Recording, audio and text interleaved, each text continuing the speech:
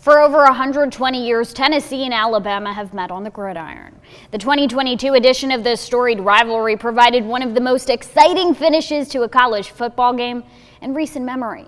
So what would the sequel look like? Sports director Ben Bobick got a front row seat and has our full recap from Tuscaloosa. The third Saturday in October felt a bit more like summer on Saturday in Tuscaloosa. A beautiful day for a bitter rivalry. Now, everyone remembers what happened in last year's game, and this is certainly one circled on the schedule every season. But this year, there may have been a few extra circles on Alabama's calendar. You couldn't draw up a better day for football at Bryant-Denny Stadium. Number 11 Alabama hosting number 17 Tennessee.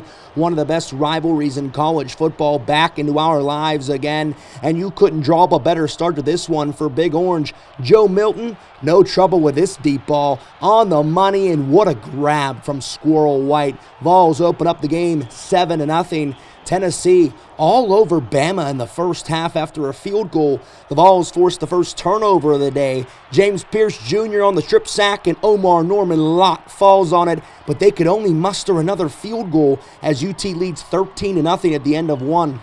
The Tide finally found the end zone in the second. Jalen Milroe with a strike to Jermaine Burton, and now it's only a one-score game, but just before the half, beautiful clock management from Tennessee. Joe Milton finds McAllen Castles with 12 seconds left in the half, and Tennessee takes a 20-7 lead into the break.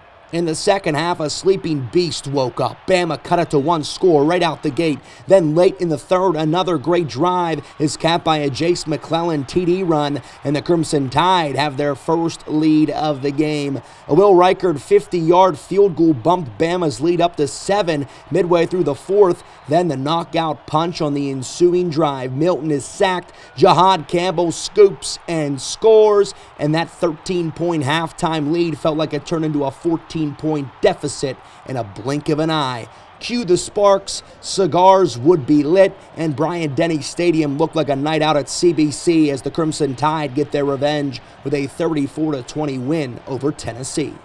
At the end of the day, our guys didn't stop competing. We weren't smart enough. We weren't good enough, starting with me in the second half, but they continued to reset and play. The momentum did shift, during that series of events, but our guys continued to compete. We just let go of that rope, got comfortable, felt like we won the game already.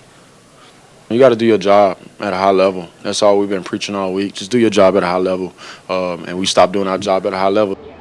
To put things bluntly, this eliminates Tennessee from the college football playoff, but it doesn't mean there's nothing to play for the rest of the season. A New Year's Six bowl game certainly still on the table with a strong finish. As for the Crimson Tide, a return to normalcy, if you will, beating Tennessee and their path to the playoff right in front of them.